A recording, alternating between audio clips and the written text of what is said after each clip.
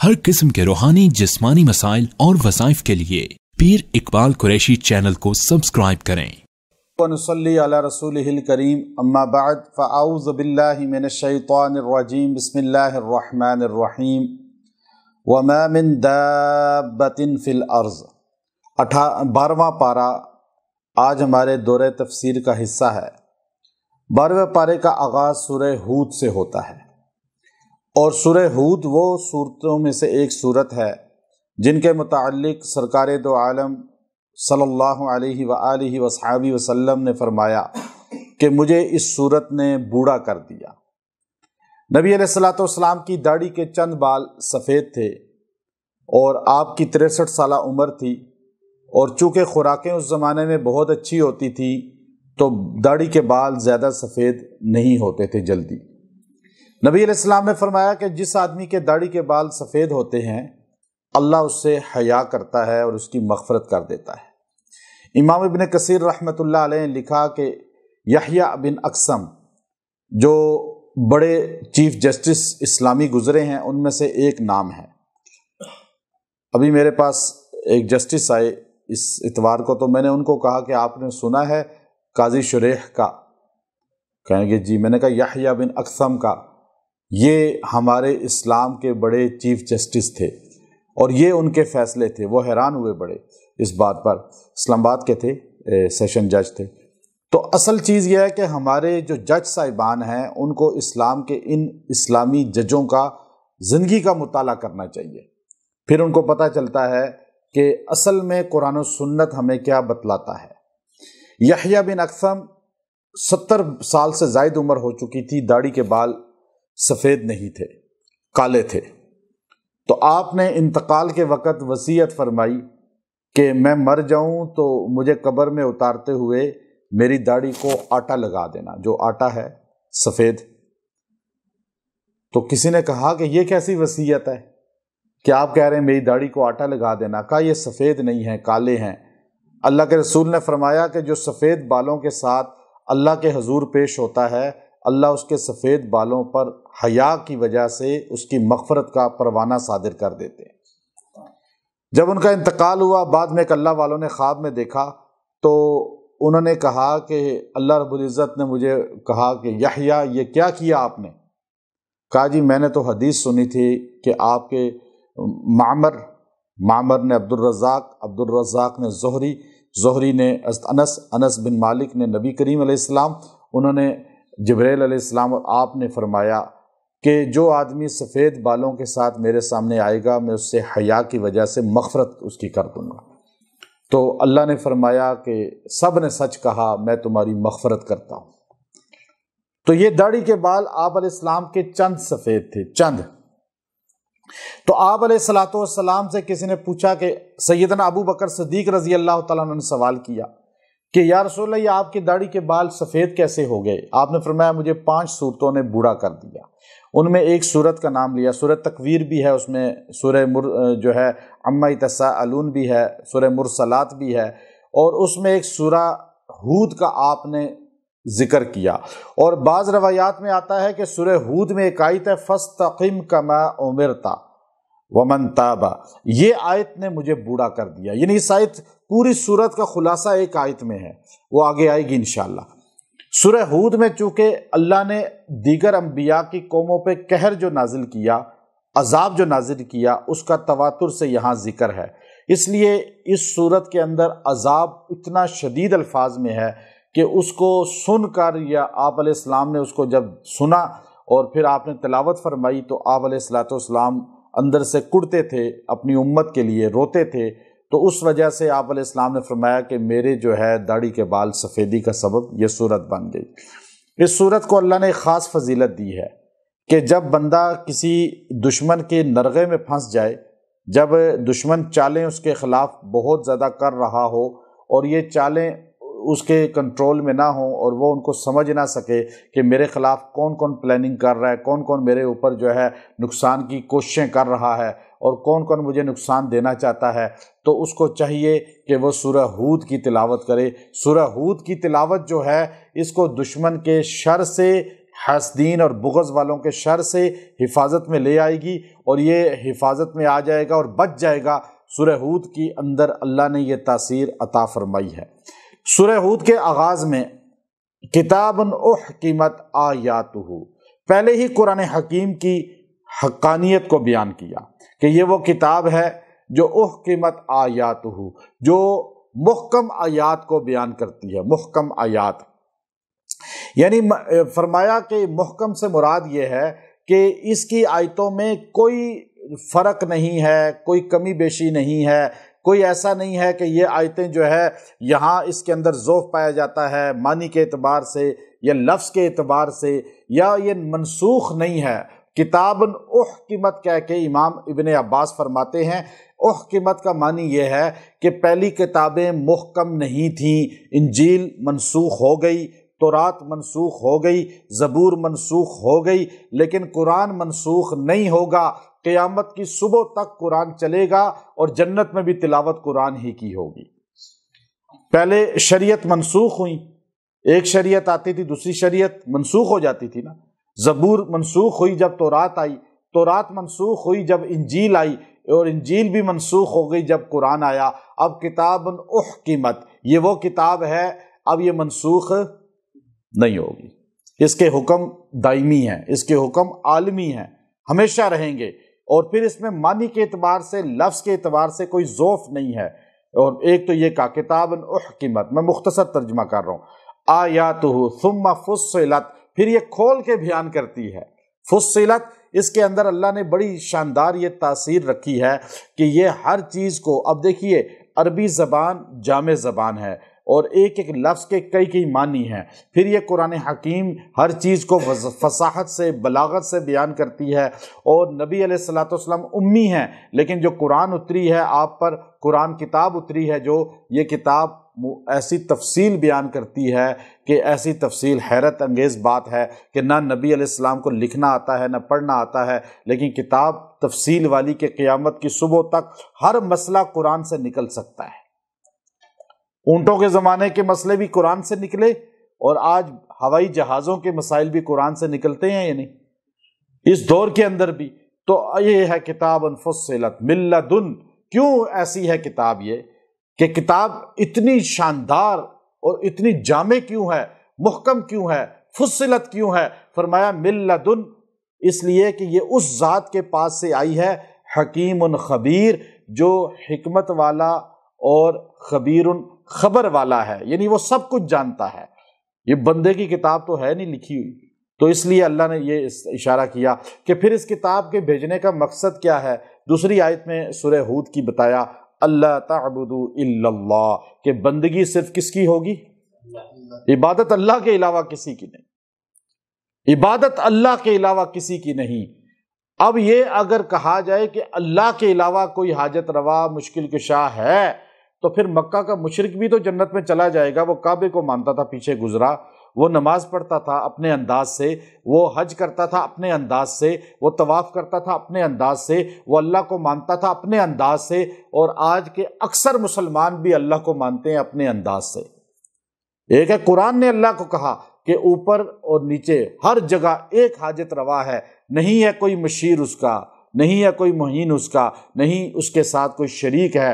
اور پھر فرمایا اننی لکم منہ نذیر و بشیر، کہ میں تمہیں یہ بتانے آیا ہوں کہ نذیر دوزخ سے بچ جاؤ، و بشیر اور جنت میں جانے والے بن جاؤ۔ نذیر ڈرانے والا اور بشیر بشارت دینے والا۔ یہ کیسے ہوگا؟ تیسری آیت میں کہا وَأَنِ اسْتَغْفِرُوا رَبَّكُمْ، اپنے رب کے آگے استغفار کثرت سے کرو، استغفار کرو کہ کہیں اللہ کے آگے شرک نہ ہو جائے تم سے، کوئی ایسے گناہ نہ ہو جائیں کہ تم سے سلب ہو جائیں دونوں نعمتیں۔ تو آگے 12ویں پارے کے آغاز میں جو آیت پڑھی آپ کے سامنے، وَمَا مِن دَابَّةٍ فِي الْأَرْضِ، نہیں ہے کوئی دابہ، دابہ کسے کہتے ہیں؟ ہر اس جانور کو جو زمین پہ چلتا ہے، یعنی ہر جانور، ہر مخلوق کا دابہ کہتے ہیں، کیونکہ ساری مخلوق کا تعلق زمین کے ساتھ ہے۔ چاہے پرندے ہیں وہ زمین پہ بیٹھتے ہیں، اپنا اناج زمین سے کھاتے ہیں، چاہے وہ حشرات الارض ہے، درندے ہیں، خزندے ہیں، انسان ہے، جن ہے، دنیا کی ہر مخلوق اس کا تعلق دابا سے ہے، اور اللہ کہتے ہیں نہیں ہے کوئی جانور، نہیں ہے کوئی ذی روح کوئی ایسی نہیں فی الارض کہ زمین کے اندر ہو الا علی اللہ رزقھا، اور اس کا رزق اللہ کے ذمے نہ ہو، یہ ہو ہی نہیں سکتا۔ اب ابو موسیٰ اشعری رضی اللہ تعالیٰ، بخاری شریف کے اندر ہے، اور مالک ابن ابو موسیٰ اشعری اور ابو مالک اشعری یہ دونوں بھائی تھے، اور اشعری قبیلے کے بڑے تھے اور بڑے پیارا قرآن پڑھتے تھے، حضور خود ان سے قرآن پڑھایا کرتے تھے۔ ابو موسیٰ اشعری رضی اللہ تعالیٰ عنہ دونوں بھائی مدینہ ہجرت کر کے آئے تو اپنے قافلے کو روکا، پورا قافلہ قبیلہ تھا وہ وہاں پڑاؤ ڈالا، سب نے کہا جی کھانا ختم ہو گیا ہے، سردی ہے، کھانے کو دل کر رہا ہے، بھوک ہے سخت۔ تو ابو موسیٰ اشعری کہنے لگے کہ آؤ میرے بھائی ابو مالک اشعری، ہم دونوں مسجد نبوی میں جاتے ہیں، حضور علیہ السلام سے جا کے گزارش کرتے ہیں کہ کچھ کھانے کو ہو تو ہمیں دے دیں، ہم مسافر ہیں، ابھی پہنچے ہیں۔ نبی کریم علیہ السلام کی بارگاہ میں جب دونوں بھائی پہنچے تو آپ علیہ السلام جو ہے مسجد نبوی میں تلاوت فرما رہے تھے، اور یہ آیت کریمہ آپ کی زبان پر جاری تھی، اور آپ فرما رہے تھے نہیں ہے کوئی دابہ فی الارض الا علی اللہ رزقھا ومستقرھا ومستودعھا، اس کا ٹھکانہ بھی اس کو پتہ ہے، جہاں جانا ہے وہ بھی پتہ ہے۔ اب ان دونوں بھائیوں نے کہا کہ بھائی ایک دوسرے کو دیکھا، عربی سمجھتے تھے، قرآن ہم سمجھتے نہیں، ہماری سب سے بڑا المیہ یہ ہے کہ اب دیکھیے عربی سمجھنے کی وجہ سے ان کو قرآن کا ترجمہ نہیں کرنا پڑتا تھا۔ ابھی آپ ترجمہ سن رہے ہیں، تفسیر سن رہے ہیں، تو آپ کی ایمان کی کیفیت کتنی مضبوط ہو رہی ہے۔ اگر عربی جانتا ہوتا ہمارا پاکستان کا نوجوان، پاکستان کی مرد عورتیں، تو ہمارا دین پہ چلنا بہت سہل ہو جاتا۔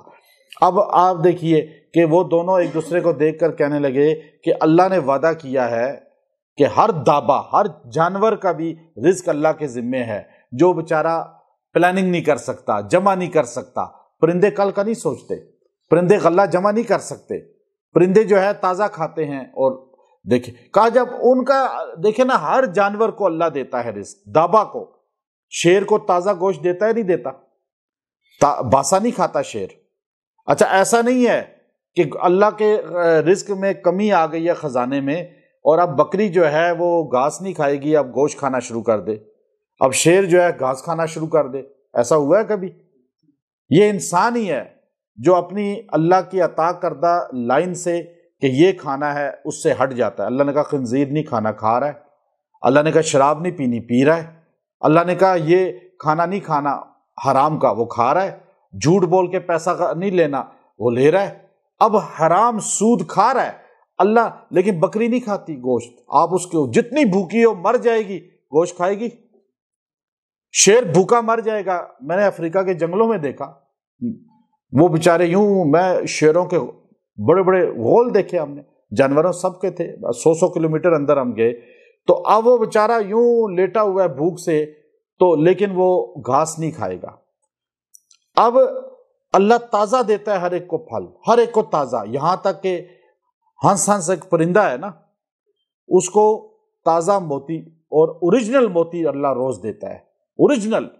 آپ یہاں پورے اسلام آباد پنڈی میں گھوم لیں، جوہریوں کے پاس صرافہ بازار چلے جائیں، آپ کہیں جی میں قیمت دوں گا، منہ مانگی مجھے ریئل اوریجنل موتی جو ہے وہ دے دیں، وہ آپ کو 10 نمبر 12 نمبر آپ کو موتی دیں گے، ریئل 1 نمبر موتی آپ کو تلاش کرنا پڑے گا۔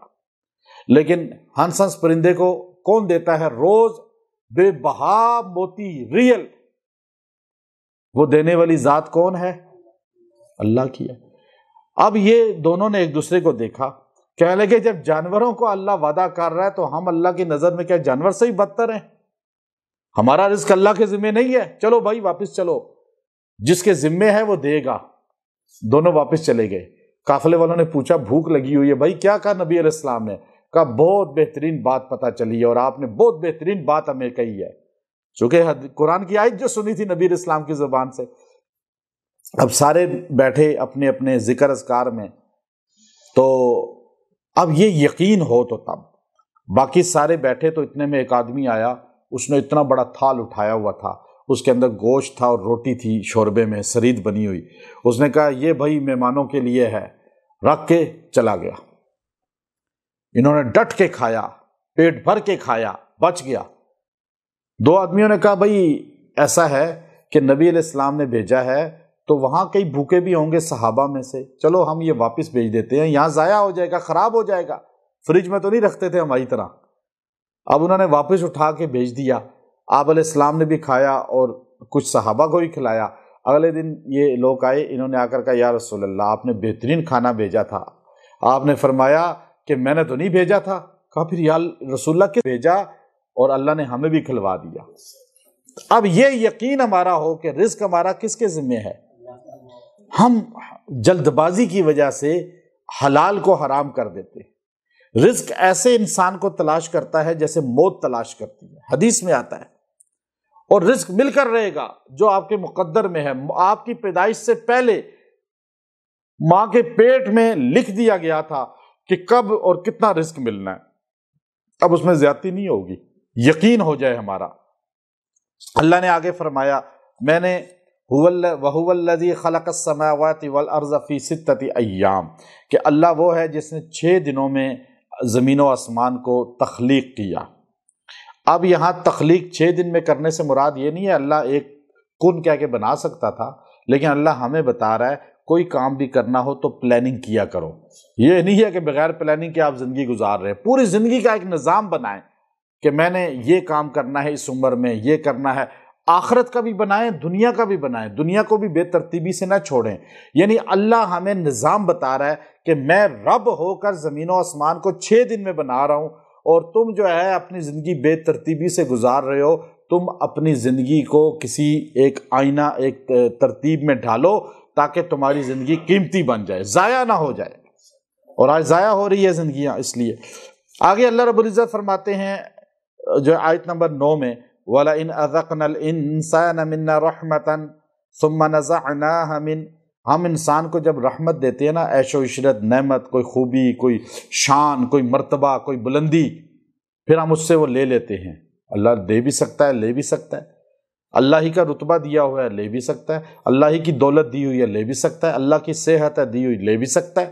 اب اللہ کہتا ہے ثُمَّ نَزَعْنَاهَا مِنْ، جب میں لے لیتا ہوں إِنَّهُ لَيَئُوسٌ، تو یہ بالکل مایوس ہو جاتا ہے، کفور، کفر کرنے لگتا ہے انسان، مایوس ہو جاتا ہے، جی پتہ نہیں اب میں ٹھیک ہوں گا بھی یا نہیں ہوں گا۔ اب اور کفر، اللہ میں ہی ملا تھا اللہ کو، اب ایسی جملے۔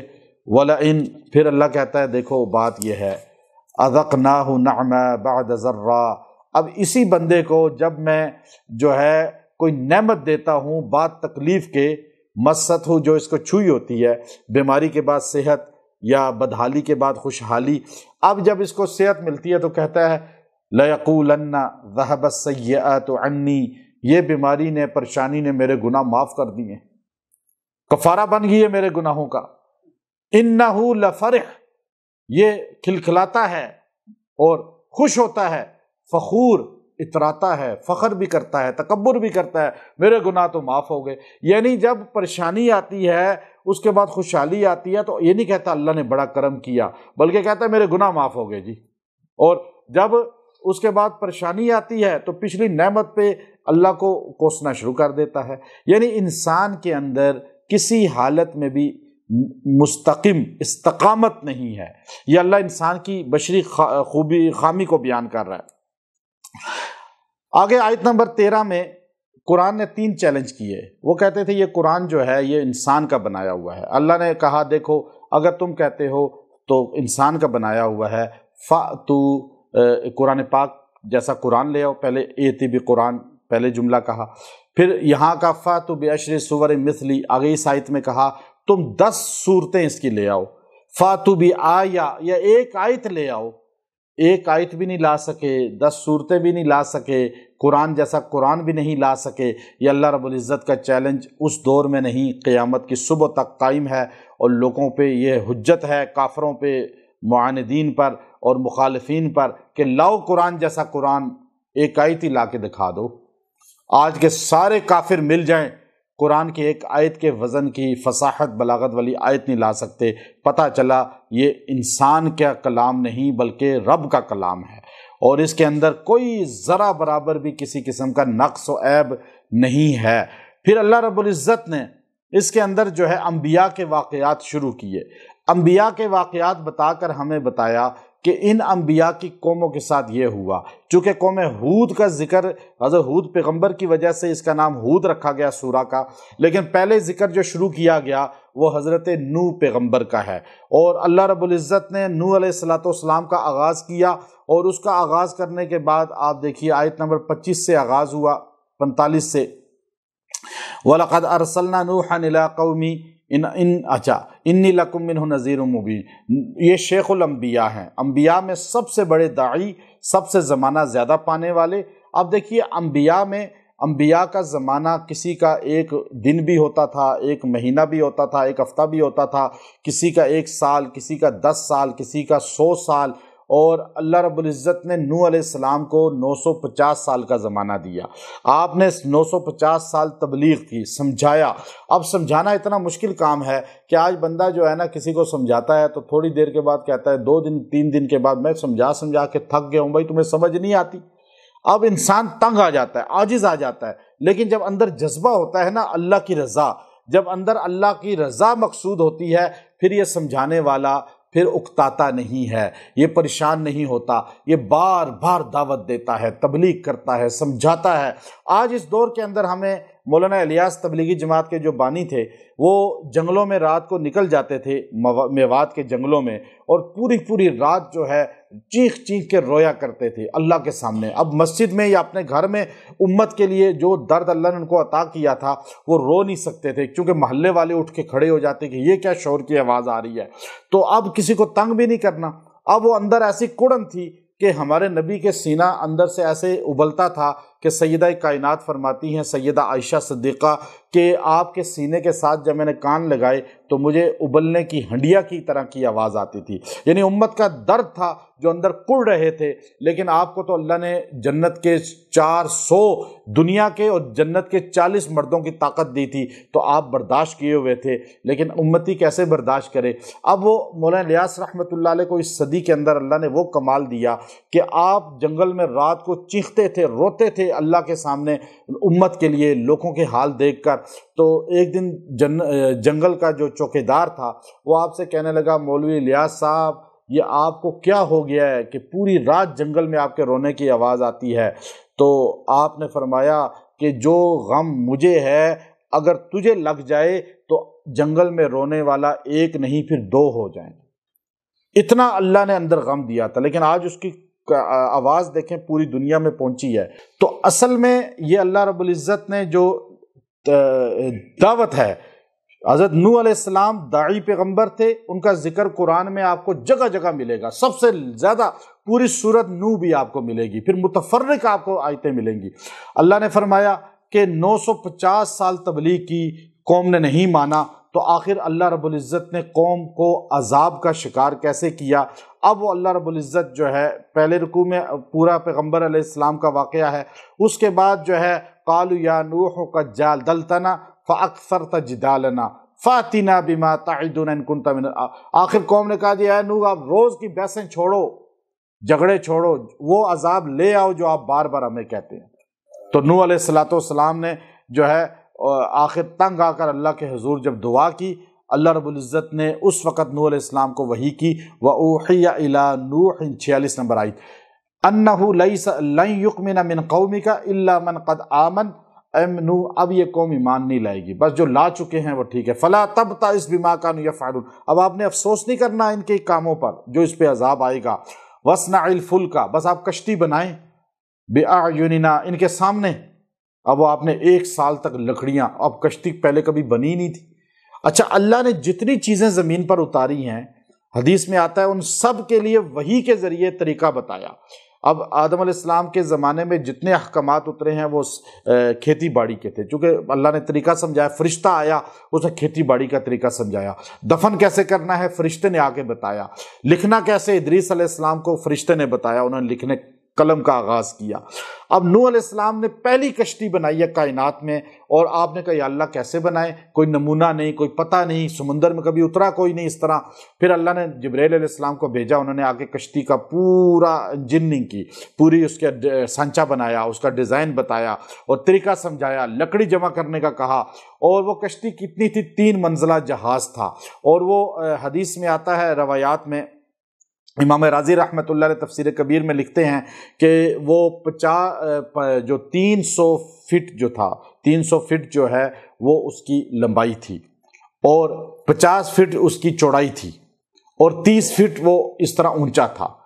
اب وہ 3 منزلہ جہاز بنا، اور وہ بناتے رہے۔ اب کتنے لوگ تھے؟ 80 لوگ تھے آپ کے ماننے والے، نوح پیغمبر خود تھے۔ اب وہ بنانا شروع کیا، وَيَصْنَعُ الْفُلْكَ، اچھا اب وہ کشتی بنانا شروع ہو گئے۔ وَكُلَّمَا مَرَّ عَلَيْهِ مَلَأٌ مِّن قَوْمِهِ سَخِرُوا مِنْهُ، تو جو بھی گزرتا مذاق کرتا، ہنستا، یہ کیا کر رہے ہیں، یہ کیا بنا رہے ہیں؟ یعنی کچھ کشتی بنا رہے ہو، سمندر میں اترے گی تو سمندر کدھر ہے؟ یہاں پہ دریا بھی کوئی نہیں یہاں پر۔ اب یہ کون سی جگہ تھی؟ اس کو امام ابن کثیر نے لکھا کہ یہ کوفے کی مرکزی جامع مسجد جو ہے نا، یہ اس مسجد کی جگہ ہے جہاں آپ نے کشتی کا بنانے کا آغاز کیا، یہ مسجد اسی جگہ پر ہے۔ اس لیے روایات میں آتا ہے بیت اللہ، مسجد نبوی اور مسجد اقصیٰ کے بعد چوتھی مسجد کوفہ کی ہے جس کی فضیلت ہے۔ اور وہ ہنستے تھے، اور حتی اذا جاء امرنا وفارت تنور، جب ہمارا فیصلہ آئے گا تو تنور سے پانی نکلے گا۔ وہ تنور کون سا ہے؟ موصل میں وہ تنور ہے حضرت نوح پیغمبر کا۔ وہ کہا آپ کے گھر سے پہلے پانی نکلے گا، اس کے بعد تندور سے یعنی آگ سے پانی نکلے گا، پھر پانی پھیلتا جائے گا، یہ نشانی ہوگی۔ آپ نے ساروں کو بٹھانا شروع کر دینا ہے۔ احمل فیہا من کل زوجین اثنین، آپ نے ہر چیز کا جوڑا رکھنا ہے۔ اب وہ کہنے لگے یا اللہ جوڑا رکھوں گا تو بھیڑیا بکری کو کھا لے گا۔ اللہ نے فرمایا ان کے درمیان قدورت کس نے رکھی؟ کہا آپ نے، کہا محبت میں رکھ دوں گا۔ اب یہ جو تھے نا جو حلال جانور، ان کی آپ نے جو ہے اس میں جوڑا جوڑا رکھا، اور وہ آپ نے اس میں رکھنے کے بعد کشتی میں وقال ارکبوا فیہا بسم اللہ مجریہا ومرساہا، بسم اللہ پڑھ کے آپ اس پہ، یعنی بسم اللہ شروع سے ہے، یہ پہلے میں بتا چکا ہوں، اس پہ پورا ہمارا درس ہو چکا ہے آغاز میں۔ وَهِيَ تَجْرِي بِهِمْ فِي مَوْجٍ كَالْجِبَالِ، جب کشتی پانی پہ چل رہی تھی ایسے تھا جیسے پہاڑ ہوتا ہے۔ اب وہ پانی کہاں سے آیا؟ بارش کی شکل میں، اور زمین کے اندر سے پانی نکلنا شروع ہوا۔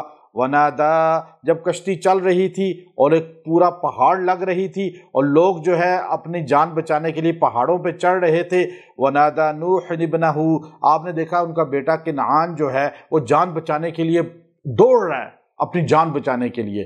تو والد تھے تو اندر ایک پدری محبت تھی، تو ایک دم نوح پیغمبر نے اپنے بیٹے کو آواز دے کر کہا وَكَانَ فِي مَعْزَلٍ يَا بُنَيَّ ارْكَبْ مَعَنَا، اے میرے بیٹے ادھر آ جا، ہمارے ساتھ سوار ہو جا، وَلَا تَكُن مَعَ الْكَافِرِينَ، مت ہونا تو کافروں کے میں سے، آ جا میرے ساتھ بیٹھ جا۔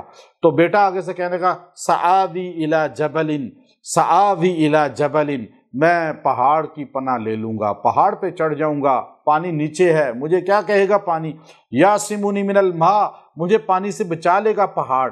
یعنی اس کا عقیدہ یہ تھا کہ اللہ کے علاوہ بھی کوئی بچا سکتا ہے، اگر اس پہ غور کیا جائے۔ اس کا عقیدہ کیا تھا؟ یاسمونی من الماء، یہ پانی میرا مشکل کشائی کر دے گا، پہاڑ میری مشکل کشائی کر دے گا، پہاڑ مجھے بچا لے گا۔ بلند ہے نا، تو کسی بلند رتبے والے کو، کسی بڑے اقتدار والے کو، دولت والے کو بندہ دیکھ کر یہ سمجھے کہ یہ میری حاجت روائی کر لے گا، وہاں بھی تو شرک ہو گیا، عقیدہ غیر اللہ کی طرف چلا گیا۔ قالا، پیغمبر نے عقیدے کی اصلاح فرمائی، لا عاصم اليوم من امر اللہ، آج کوئی بھی نہیں بچا سکتا اللہ کے فیصلے کے بغیر، الا من رحم، جس پہ اللہ رحم کر دے، الا من رحم، جس پہ اللہ کا رحم ہوگا۔ وحال بینہم الموج فکان من المغرقین، کہا ابھی وہ باتیں کر ہی رہے تھے اور بیٹا دوڑتے ہوئے کہہ رہا تھا کہ پہاڑ مجھے بچا لے گا۔ وحال بینہم الموج، دونوں کے درمیان ایک بڑی موج پانی کی اس طرح اچھلی۔ اب یہ سمندروں میں سفر کرے تو پتہ چلتا ہے انسان کو۔ فکان من المغرقین، وہ ایک دم غرق ہونے والوں میں ہو گیا، غائب ہو گیا، یوں غوطے کھائے اور پانی کے اندر ڈوبنے میں لگ گیا. تو والد تھے، پیغمبر تھے لیکن والد تھے، تو ایک دم جو ہے نوح پیغمبر نے ہاتھ اٹھائے. اس ہاتھ اٹھانے کا ذکر اگلی آیت میں ہے. ونادا. اب آیت نمبر 44. پکارا نوح پیغمبر نے ربہ. کس کو پکارا؟ اللہ کو نا. پتہ چلا کہ نبی اللہ کو پکارتا ہے، اور نبی کے ماننے والے بھی ہر لمحے کس کو پکارتے ہیں؟ فقال ربی ان ابنی من اہلی. اے اللہ، آپ نے نہیں کہا تھا یہ میرا بیٹا میری اہل ہے، میرے اہل کو بٹھا لو کشتی پہ، آپ نے کہا تھا نا، تو میں بچاؤں گا ان کو. تو میرے اللہ، آپ نے کہا تھا اپنے اہل کو کشتی میں بٹھائیں، اہل و عیال کو، تو میرا اہل ہے میرا بیٹا، آپ نے اس کو بچانے کا کہا تھا، آپ نے کہا تھا میں ان کی حفاظت کروں گا، ان کو نہیں ڈوبنے دوں گا. وَإِنَّ وَعْدَكَ الْحَقُّ. اے اللہ اپنا وعدہ سچا کر دے. وَأَنْتَ أَحْكَمُ الْحَاكِمِينَ. لیکن تو بڑا فیصلے کرنے والا ہے. اب آگے سے بڑی ادب سے بات کی ہے، بڑوں سے ادب سے، اللہ کے حضور ادب سوچ سمجھ کے دعا کرنی چاہیے. قال. اللہ نے جواب دی، یا نوح، اے میرے پیغمبر نوح، انہ لیس من اہلک. یہ آپ کی اہل اولاد نہیں ہے، یہ آپ کی اولاد نہیں ہے. انہ. کیوں؟ خون ہے پیغمبر کا یا نہیں؟ کوئی شک کر سکتا ہے؟ خون کس کا ہے؟ یہ پیغمبر کا. اللہ کہتا ہے آپ کی نسل نہیں ہے، آپ کی نسل نہیں ہے. کیوں؟ انہ عمل غیر صالح. اس کے عمل ہی غیر صالح ہے. اب یہ بڑی سوچنے کی بات ہے. یہاں جو قرآن پڑھنا نہیں آتا، قرآن کے مطابق زندگی نہیں، نماز پڑھتے نہیں، کبھی روزہ رکھا نہیں، شراب پیتے ہیں، ڈانس دیکھتے ہیں، گناہ کر رہے ہیں، اور سمجھتے ہیں کہ ہم سید ہیں اور ہم جنت میں چلے جائیں گے. سوچنے کے لیے ان کے لیے مقام ہے یا نہیں؟ نوح پیغمبر کو کہا کہ نہیں ہے آپ کی اولاد، عمل ہی نہیں ہے اس کے آپ جیسے. حضور علیہ الصلوۃ والسلام کی بیٹی فاطمہ کو قبر میں اتارا. ابو درداء فرماتے ہیں میں نے قبر سے خطاب کر کے کہا کہ اے قبر، آج تجھے پتا ہے تیرے اندر کون آیا؟ دو جہاں کے سردار کی لخت جگر، جنت کی عورتوں کی سردار، شیر خدا علی کی زوجہ، اور جنت کے نوجوانوں کی سردار کی ماں. تو قبر کے اندر سے آواز آئی، ابو درداء، قبر جو ہے وہ رتبوں کو نہیں بلکہ اعمال کو دیکھتی ہے. عمل جس کے اچھے ہیں، گویا کہ ہمیں سمجھانے کے لیے جملہ کہا ہے. اب یہاں پتہ چلا کہ وہ آل نہیں ہے جو عمل نہیں کرتا. ویسے جب تک نبی کی آل، اب یہاں انہوں نے کہا وقیل یا ارض ابلعی. آیت نمبر پچھلی جو رہ گئی تھی 44. اللہ نے زمین کو آرڈر کیا، یا ارض، اے زمین، اے زمین. اب تو زمین کو اللہ تعالیٰ اپنا آرڈر کر رہے ہیں کہ اب تو اپنا پانی پی لے، تھم جا. وَيَا سَمَاءُ وَاقْلِعِي. آسمان کو بھی کہا رک جا، بارش برسانی بند کر دے. وَغِيضَ الْمَاءُ وَقُضِيَ الْأَمْرُ وَاسْتَوَتْ عَلَى الْجُودِي.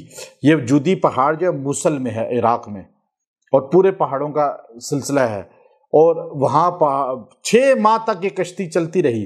روایات میں آتا ہے 10 رجب کو یہ کشتی چلنا شروع ہوئی، 6 میں، اور یہ بیت اللہ کے پاس پہنچی تو اس نے کعبے کا طواف کیا، اور 6 ماہ کے بعد وہاں پہنچی، اور عاشورہ کا دن تھا، روزہ رکھا نوح علیہ السلام نے اور آپ کے جتنے ہی ماننے والے تھے، اور یہ کشتی کنارے پہ پہنچی.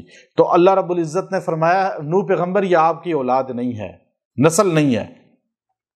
تو آگے سے اللہ رب العزت نے ایک اور بات کہی، فَلَا تَسْأَلْنِي مَا لَيْسَ لَكَ بِهِ عِلْم. میرے پیغمبر ایسی بات ہی نہ کریں، ایسا سوال ہی نہ کریں جس کا آپ کو علم نہیں ہے.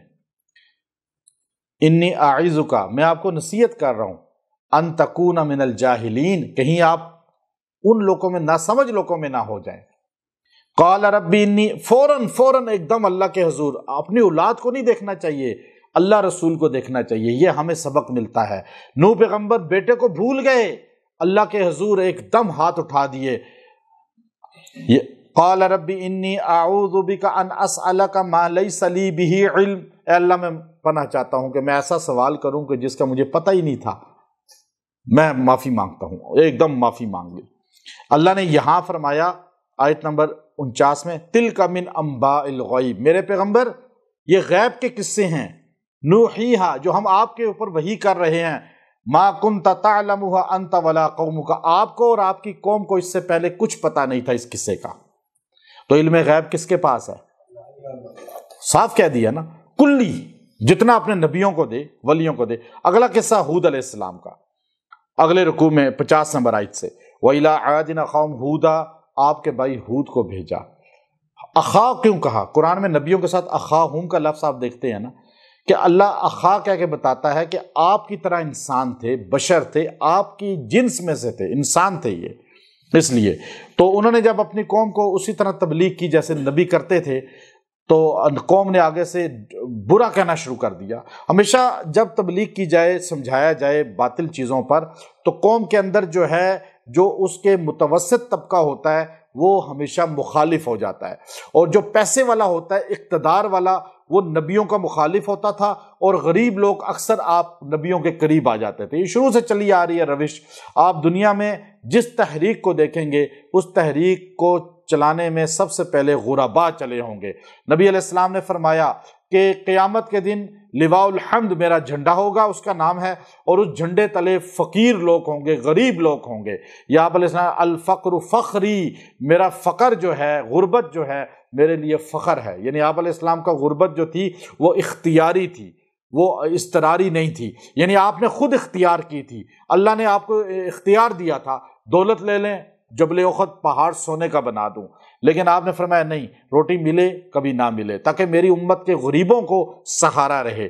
تو اب یہ پیغمبر نے جب تبلیغ کرنی شروع کی تو آپ ان مالدار لوگوں کا دیکھیں جو سرمایہ دار طبقہ تھا، اس کا اللہ ذکر کرتے ہیں آیت نمبر 54 میں 54، ان نقول الا تراک بعض آلہتنا بسوء، پیغمبر نے ان کو کہا نا کہ یہ اللہ کے سوا کچھ نہیں کر سکتے، یہ جن کو تم مورتیاں بناتے ہو، درخت بناتے ہو، جن درختوں کے آگے سجدے کرتے ہو، جن قبروں کے آگے سجدے کرتے ہو، جن مورتیوں کو کھڑا کر کے بھی پوجتے ہو، ان کو قبروں کے اندر دفن کر کے بھی پوجتے ہو، زندہ سے بھی مانگتے ہو، مردہ سے بھی مانگتے ہو، حاجت روا سمجھتے ہو، یہ کچھ نہیں کر سکتے۔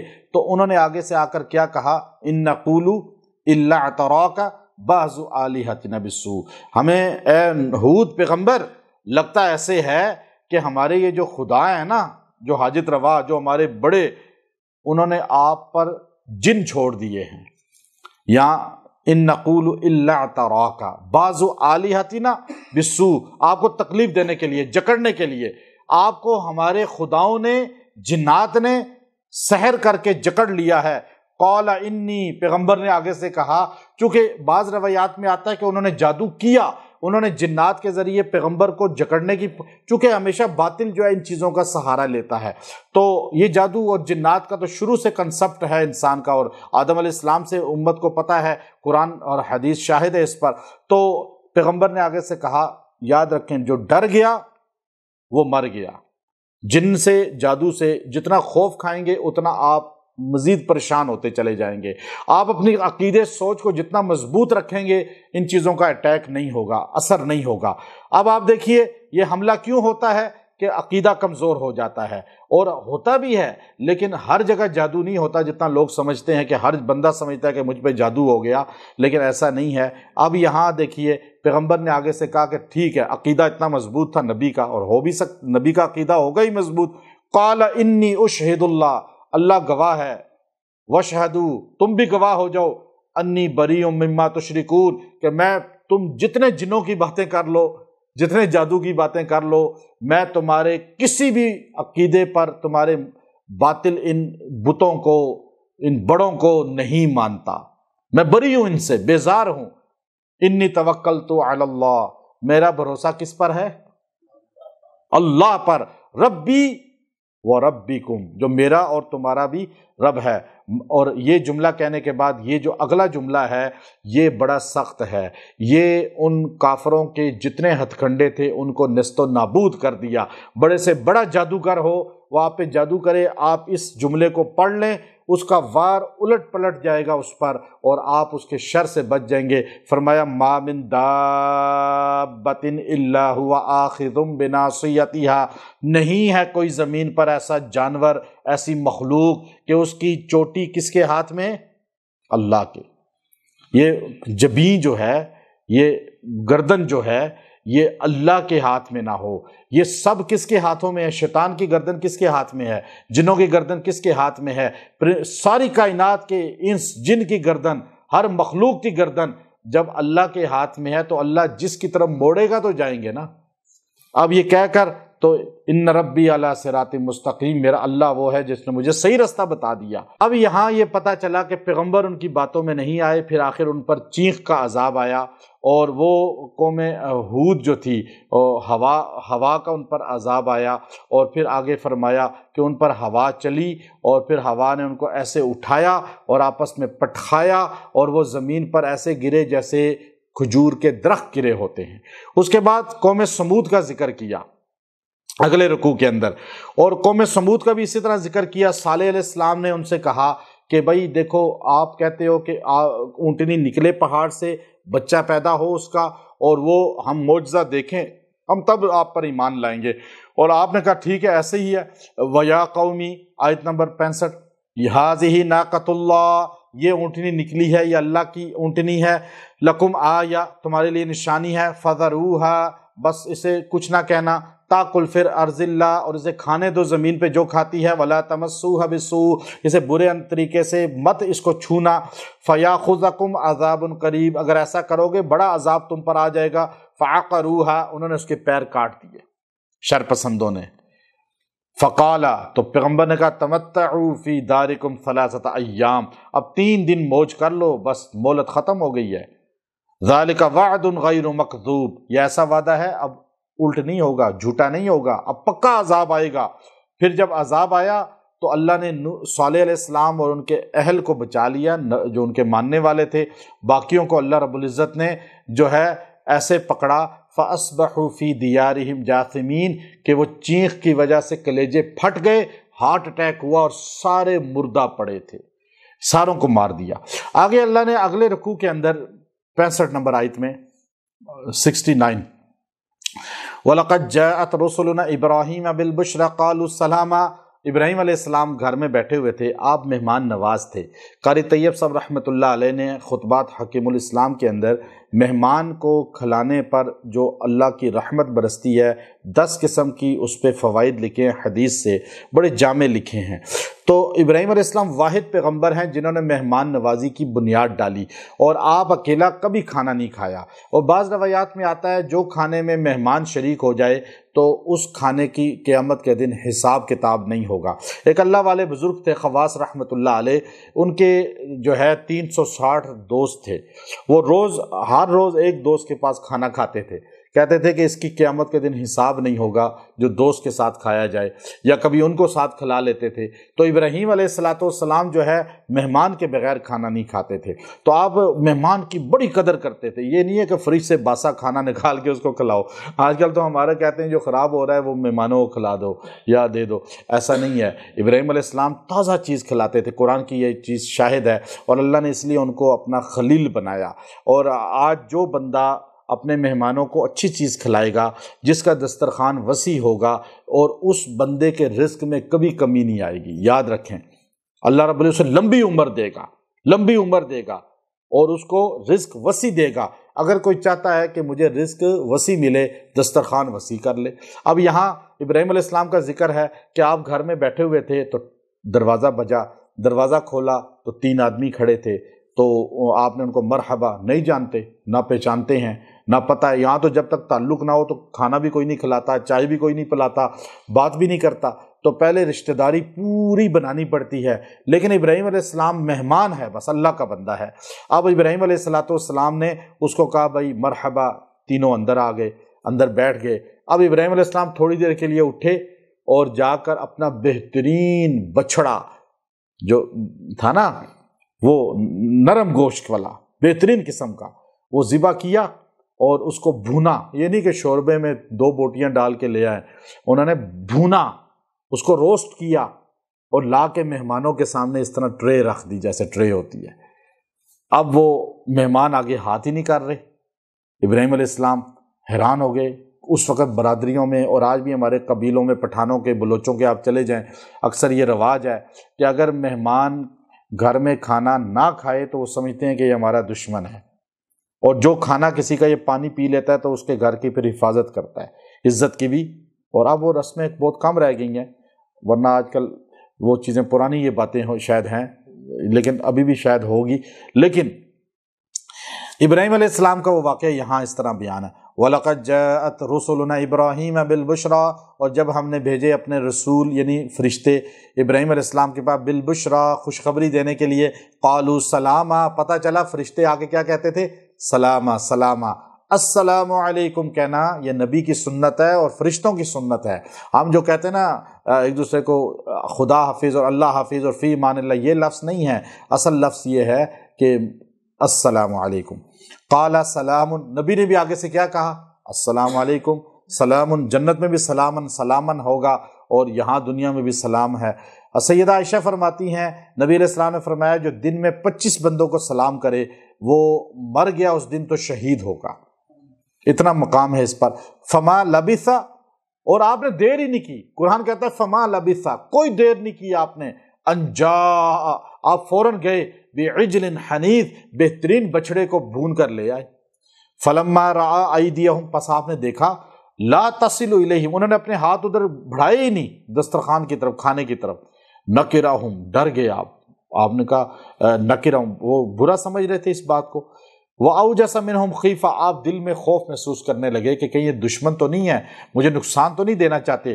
قالوا، وہ تینوں بولے، ایک نہیں تھا، کالا نہیں، قالا نہیں، قالو، یعنی تین تھے۔ پہلا کون تھا؟ جمع کا ہے، پہلا کون کون تھے؟ حدیث میں آتا ہے جبرائیل، میکائیل اور اسرافیل علیہ السلام تھے، اور تینوں کہنے لگے لا تخف، آپ پریشان نہ ہوں، انا ارسلنا الی قوم لوط، ہم قوم لوط کو تباہ کرنے کے لیے بھیجے گئے ہیں۔ جب آپ فرشتوں نے کہا نا کہ ہم انسان ہی نہیں ہیں، ہم کیسے بچڑا کھائیں؟ یعنی فرشتے نور کے بنے ہیں نا، نور کا بنا ہوا گوشت جو نورانی ہوگا، اگر نبی کو نور مان لیں تو پھر کھانا پینا تو نبی تو پاک ہوئے کھانے پینے سے، لیکن آپ نے کھایا، پتھر بھی باندھے پیٹ پر۔ وَامْرَأَتُهُ قَائِمَةٌ، عورت یوں پیچھے کھڑی تھی نا، یوں فرشتے بیٹھے ہوئے تھے، سارا علیہ السلام یوں پیچھے کھڑی تھیں اور ابراہیم علیہ السلام یوں بیٹھے ہوئے تھے۔ فَضَحِكَتْ، تو وہ ہنس پڑی خوشی کے ساتھ۔ فَبَشَّرْنَاهَا بِإِسْحَاقَ، فرشتوں نے کہا کہ ہم آپ کو بشارت دیتے ہیں بیٹا ہوگا آپ کا اسحاق۔ وَمِن وَرَاءِ إِسْحَاقَ يَعْقُوبَ، بیٹے کی بھی بشارت دے رہے ہیں اور پوتے کے بھی، آپ کو اللہ تعالیٰ بیٹا بھی دے گا، وہ بھی اسحاق ہوگا، اور پوتا دے گا، اس کا نام یعقوب ہوگا، بیٹا بھی نبی ہوگا، پوتا بھی نبی ہوگا۔ اب ابراہیم علیہ السلام 98 سال کے، بیوی 90 سال کی، اور ڈاکٹروں نے کہا جی اولاد ہو ہی نہیں سکتی۔ اب لوگ ہمارے پاس آتے ہیں کہتے ہیں جی اولاد ہی نہیں ہو سکتی، لوگ ڈاکٹرز نے لا علاج کہہ دیا۔ میں نے کہا بھئی آپ اللہ کے یقین پر یہ پئیں قرآنی آیات، اور آپ وظیفہ یہ کریں، آپ دیکھیں الحمدللہ بھانج کو بھی اللہ نے اولادیں دی ہیں، چونکہ جب نبی ہمیں بتا رہے ہیں۔ اب انہوں نے کہا جی پوتا بھی ہوگا بیٹا بھی ہوگا، یعنی نسل آپ کی چلے گی اور نبی ہوں گے سارے۔ قالت یا ویلتا، عورت کہنے لگی ہائے افسوس، اَأَلِدُ، میرا بیٹا ہوگا، وَأَنَا عَجُوزٌ، میں بوڑھی ہو چکی ہوں، بالکل بوڑھی، اور وَهَذَا بَعْلِي شَيْخًا، اور میرا خامن جو ہے یہ تو اتنا ضعیف ہو گیا، اس کی ہڈیاں ہی نرم ہو گئی ہیں، بالی شیخا۔ تو اس وقت ان ھذا لشیء عجیب، بڑی عجیب بات ہے جو آپ کہہ رہے ہیں، سارہ علیہ السلام نے کہا۔ قالوا وتعجبین من امر اللہ، کا آپ تعجب کر رہے ہیں اللہ کے فیصلے پر۔ رحمت اللہ وبرکاتہ علیکم اہل البیت، آپ پر رحمتیں ہوں برکتیں ہوں اہل بیت۔ آپ اہل بیت کس کو بولا؟ حضرت سارہ کو۔ سارہ کون ہے؟ حضرت ابراہیم کی بیوی ہیں۔ قرآن نے بیوی کو اہل بیت بولا۔ قرآن میں 13 جگہ پہ اہل بیت کا ذکر آیا ہے اور 13 جگہ پہ مراد بیوی ہے۔ پہلے پارے میں بھی انما یرید اللہ لیذھب عنکم الرجس اہل البیت، 22ویں پارے میں اہل بیت بیویوں کو کہا گیا، یہاں بھی بیوی کو اہل بیت کہا گیا، جب بھی اہل بیت کہا جائے گا تو پہلے نبی کی بیوی ہوگی، پھر بیٹی اور بیٹے ہوں گے۔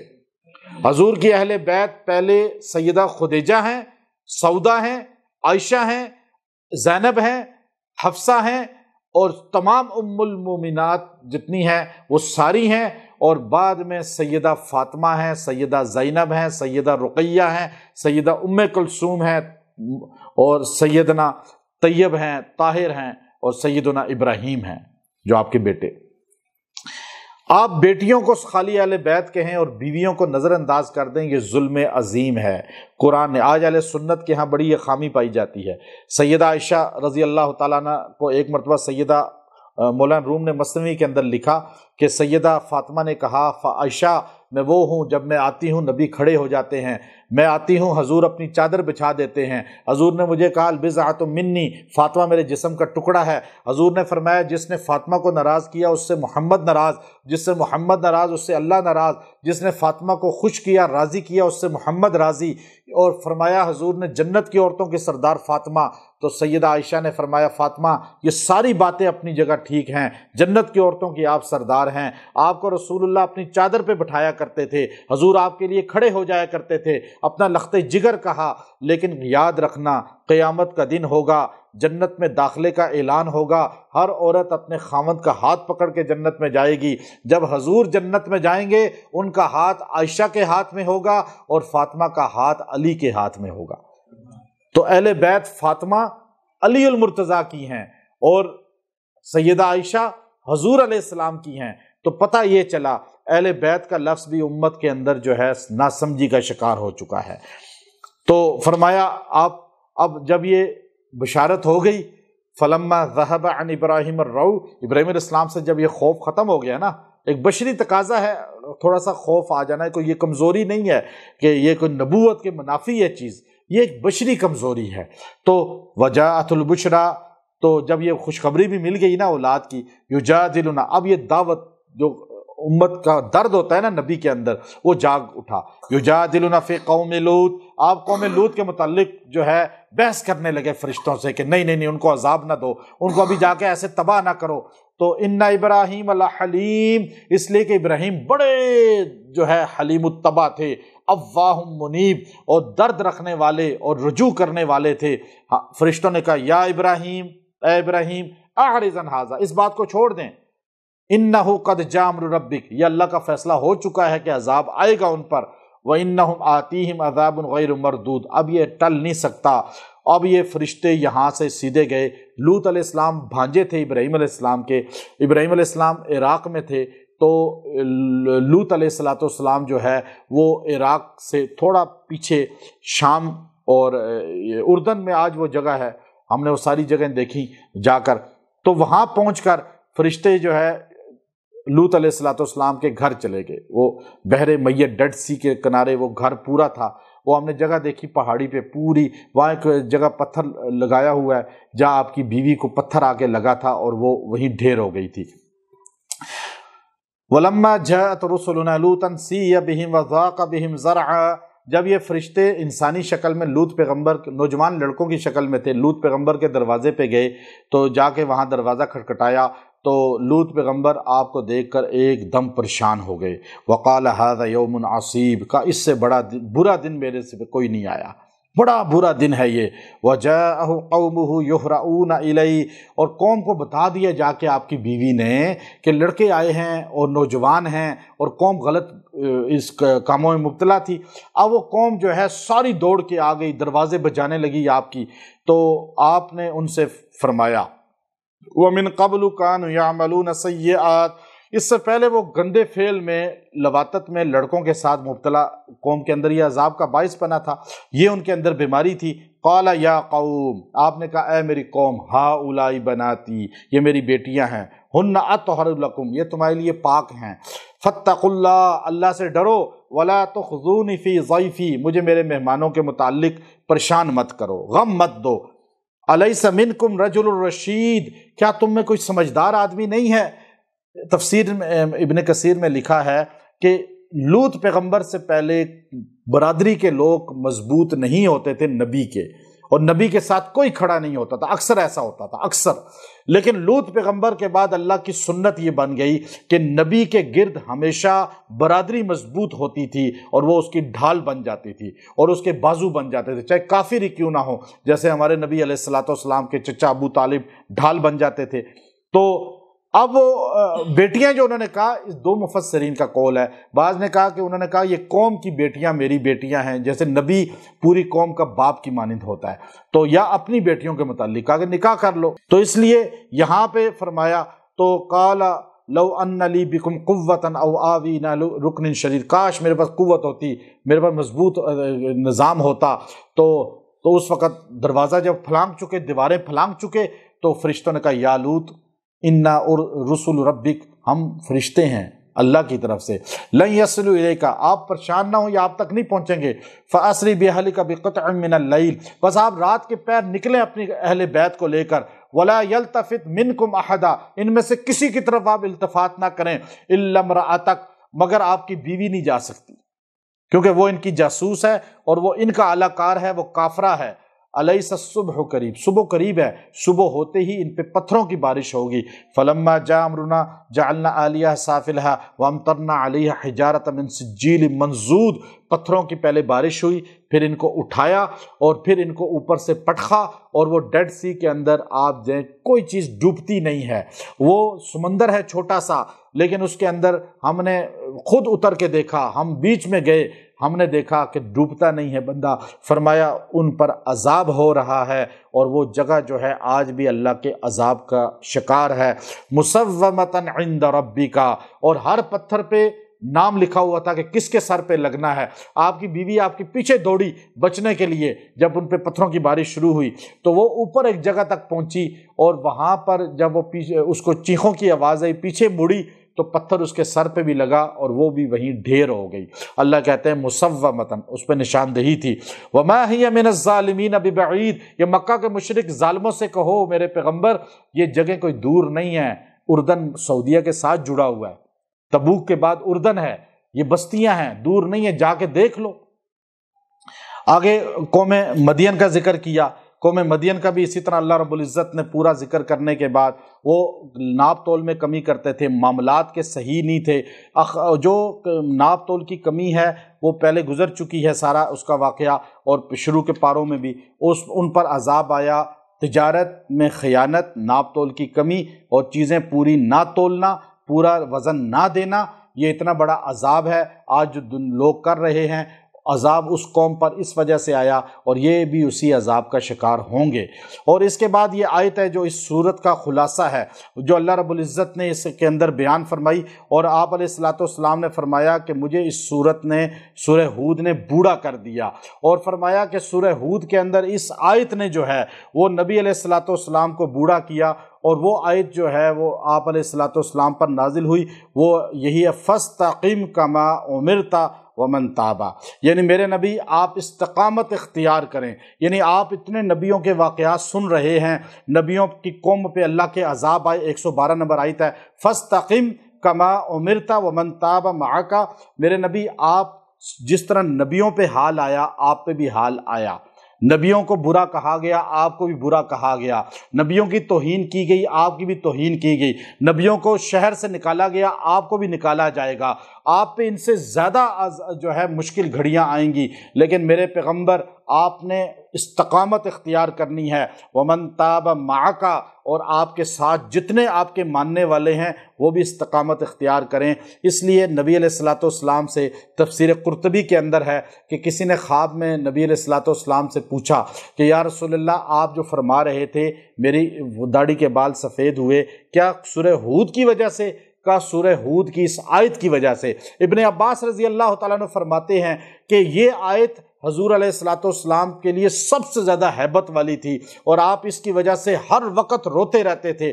جب پوچھا یا رسول اللہ آپ اس کی وجہ سے کیوں روتے ہیں، آپ نے فرمایا اللہ نے مجھے حکم دیا ہے کہ کہ استقامت اختیار کروں، حالانکہ آپ تو تھے استقامت کا پیکر، لیکن ہم جو ڈاما ڈول ہو جاتے ہیں۔ ابن عباس فرماتے ہیں کہ دین کے معاملات میں استقامت اختیار کرنا اور عملی اعتبار سے استقامت اختیار کرنا، یہ نہیں کہ بندہ عقیدے کو چینج کر لے، فکر کو چینج کر لے، نظریے کو چینج کر لے، سوچ و فکر کو چینج کر لے، اپنے عقیدے پہ ڈٹا رہے۔ حضور کے پاس ایک صحابی آئے اور آ کر کہنے لگے یا رسول اللہ، مسلم کی حدیث ہے، مجھے کوئی ایک نصیحت کریں۔ آپ نے فرمایا قل لا الہ الا اللہ ثم استقم، لا الہ الا اللہ کہے اور ڈٹ جا اس پر۔ اور اسی لیے ابن عباس کہتے ہیں مجھے میرا شاگرد کہنے لگا اکرمہ کہ کوئی ایک نصیحت کریں، تو میں نے کہا بتقوی اللہ والاستقامہ، اللہ کا ڈر پیدا کر اور ڈٹ جا اس بات پر۔ ڈٹنا یہ ہے۔ پھر حضور کیوں زیادہ روتے تھے؟ فرمایا ومن تاب معک، یعنی میری امت بھی استقامت اختیار کرے۔ ومن تاب معک کا مطلب ہے جو آپ کے ساتھ جڑے ہوئے ہیں۔ ہم بھی جڑے ہوئے ہیں یا نہیں جڑے ہوئے؟ ہمارا تعلق کس کے ساتھ ہے؟ نبی علیہ السلام کے ساتھ ہے۔ معک کا قیامت تک ہے نا۔ اب ہم اپنی دولت کے لیے، شہرت کے لیے، پیسے کی ہوس کے لیے استقامت چھوڑ دیتے ہیں، دین پر چھوڑ دیتے ہیں یا نہیں؟ قرآن پر استقامت ہے آج امت کی؟ بتائیں، آج عدالتوں میں، کچہریوں میں قرآن پر استقامت ہے؟ آج ہمارے اقتدار والوں کا قرآن پر استقامت ہے؟ آج امت نماز پر استقامت ہے؟ آج امت کی روزوں پہ استقامت ہے کہ سارے روزے رکھتے ہیں، نماز پڑھتے ہیں؟ نہیں ہے استقامت۔ اس لیے ہمارے نبی کی داڑھی کے بال سفید ہوئے، آپ روئے، امت کے لیے روئے۔ ومن تاب معک، جب تک استقامت آپ کی دین پر نہیں ہوگی اس وقت تک خاتمہ بالایمان نہیں ہوگا۔ آج مرد عورتوں کو، بچوں بوڑھوں کو سوچنا چاہیے کہ ہم جس کلمے کو پڑھ رہے ہیں جنت میں جانے کا یقین ہے، ہمیں استقامت اس پر ہوگی۔ اللہ کہتے ہیں ثم استقاموا تتنزل علیہم الملائکہ، جب تم استقامت کے ساتھ دین پر رہو گے پھر مرتے وقت فرشتے نازل ہوں گے اور تمہیں کہیں گے اب خوف نہ کرو، جنت تمہارا ٹھکانہ ہے۔ تو اصل چیز استقامت ہے۔ تو ہمیں اللہ سے کیا دعا کرنی چاہیے؟ اللہ ہمیں استقامت عطا فرمائے۔ وآخر دعوانا ان الحمد للہ رب العالمین۔